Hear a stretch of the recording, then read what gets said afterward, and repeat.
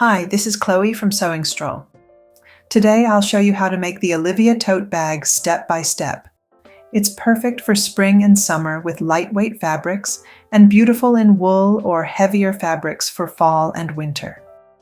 It's a timeless, practical bag you'll find yourself reaching for every day. It also includes an inside pocket, so it's easy to keep your essentials organized. The ready-to-cut PDF pattern is available exclusively in my Sewing Stroll Etsy shop and at sewingstroll.com.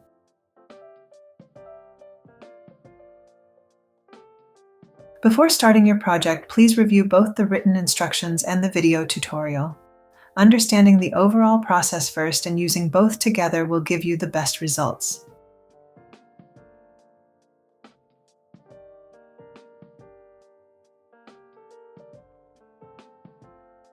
After printing your pattern at 100%, take a quick moment to check the 1 inch or 1 centimeter test square to make sure everything printed accurately. This pattern includes 3 main pieces, A, B, and C. For size 1, assemble A1 through A4, B1 through B3, and pieces C1 and C2.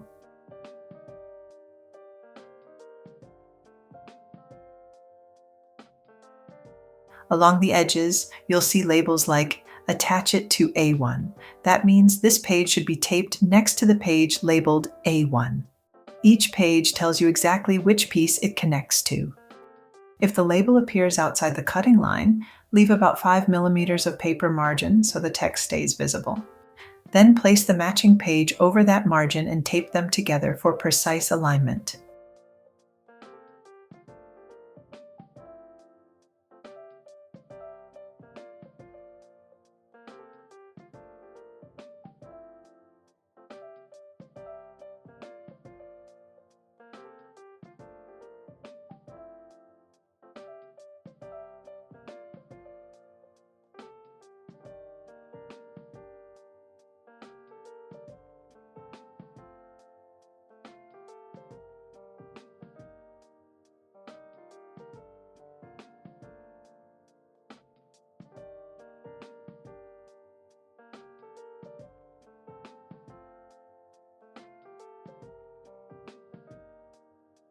For size 2, assemble A1 through A6, B1 through B3, and C1 through C3. For size 2, check the test square after printing to confirm the scale. Then assemble the pattern pieces the same way as size 1.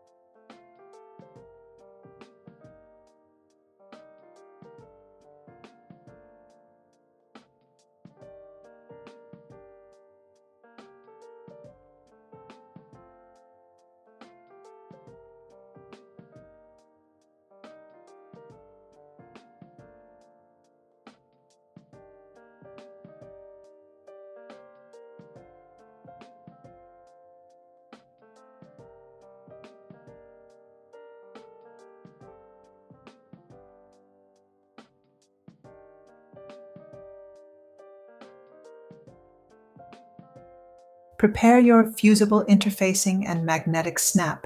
Take a moment to review the recommended fabric and interfacing combinations in the guide before you begin. Place the assembled pattern pieces on the wrong side of your fabric and cut. Piece A becomes the main body of the bag. Cut 4 from your main fabric. 2 for the exterior and 2 for the lining. Apply woven fusible interfacing to the wrong side of the 2 exterior pieces. Piece B is the strap. Cut 1 from your main fabric.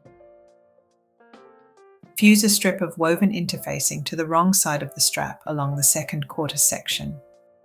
Piece C is the interior pocket. Cut 2 from your main fabric.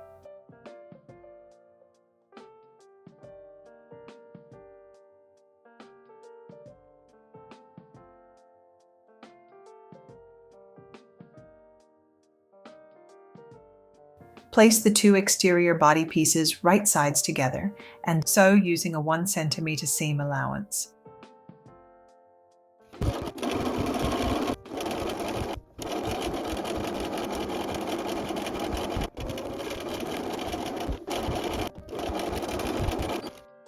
Press the seam allowance to one side.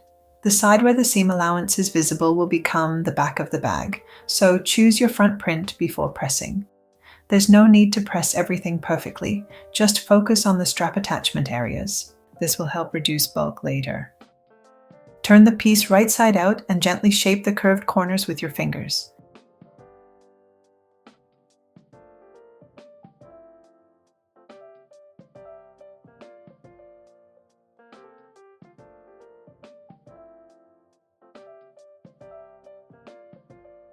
Now let's prepare the strap. Fold it in half and press to create a center crease. Open it, then fold both long edges in to meet the center. Fold it in half once more to enclose the raw edges, press well, and top stitch both long edges.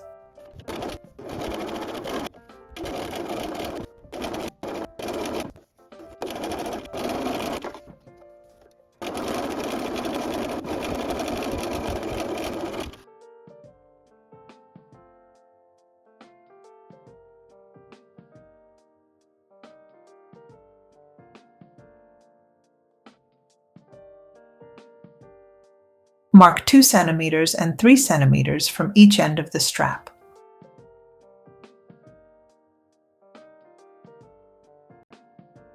Also mark the center of the strap.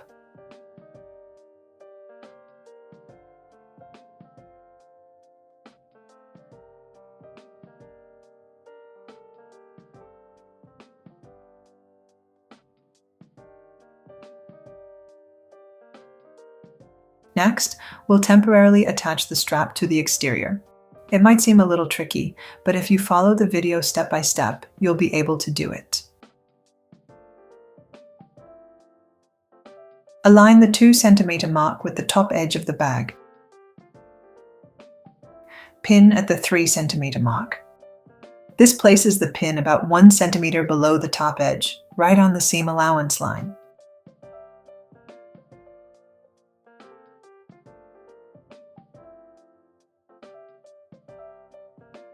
Repeat on the opposite side. Make sure the strap is not twisted before securing it in place. You may have noticed that there's quite a generous seam allowance left at the end of the strap. It might look a little excessive, but allowing this extra length actually increases the durability of the strap attachment. Later, we'll reinforce this area with additional stitching, which makes it even stronger. So it may feel slightly more detailed, but this construction helps the bag hold up much better over time. Add another pin about 7 centimeters below to prevent shifting. Baste down the center to temporarily hold the strap in place.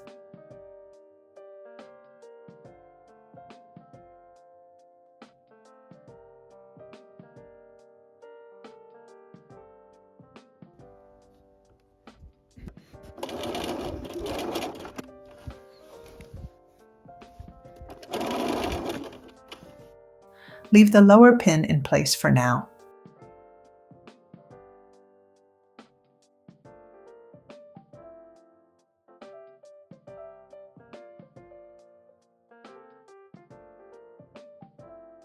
For the magnetic snap, measure 6 centimeters down from the top edge of the lining and mark the placement.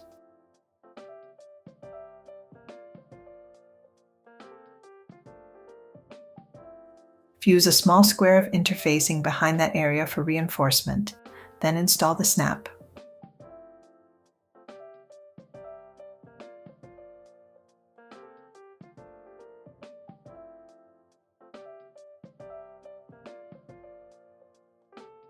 I recommend checking the size of your magnetic snap first, then using a seam ripper to make small openings for the snap prongs. This helps ensure a clean installation.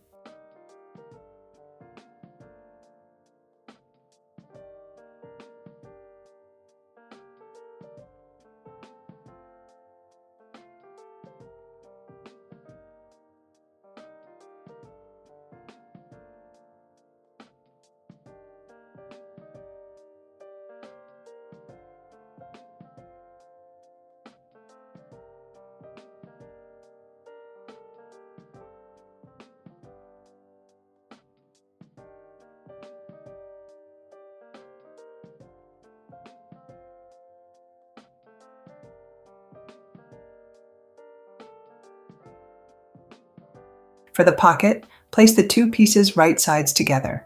Sew the top and bottom edges with a 1 cm seam allowance.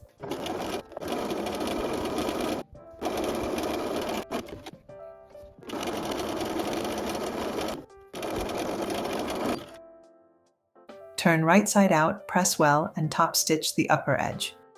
If the pocket stretches slightly during top stitching, trim it as needed to restore the correct length.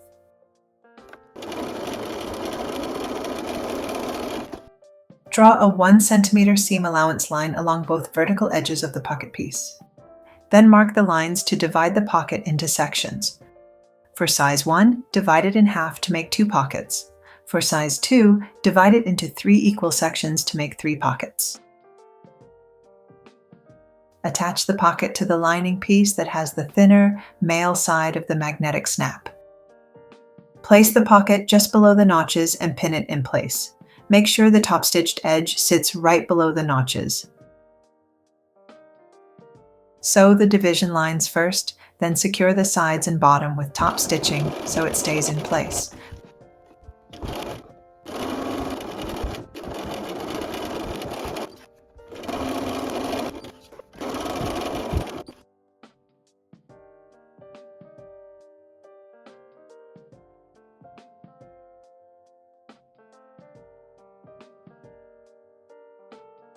Place the lining pieces right sides together. Then mark a turning opening along the bottom edge and leave about 15 centimeters for turning. Sew around the edges with a 1 cm seam allowance, leaving that opening unsewn.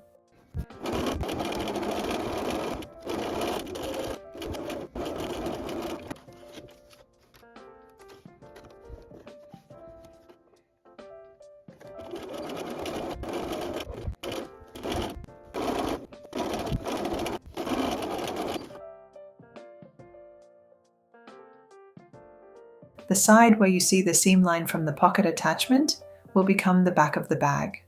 Press the seam allowances toward the front lining piece, again focusing on the strap attachment areas to reduce bulk.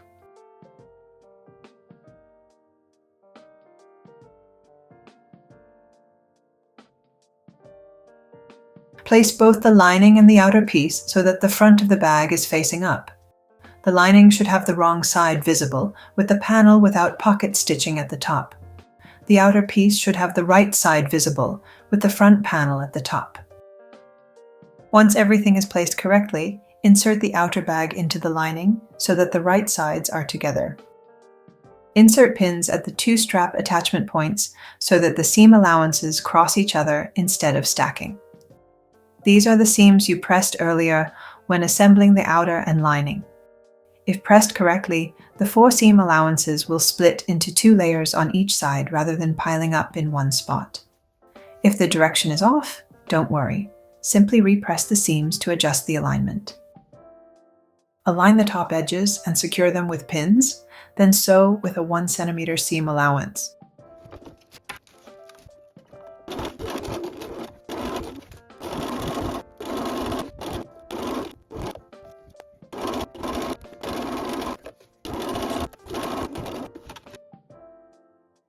Turn the bag right side out through the lining opening.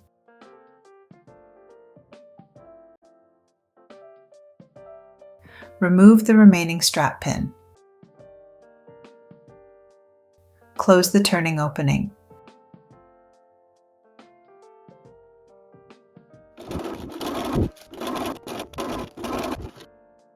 Push the lining inside, shape the bag, and give it a final press.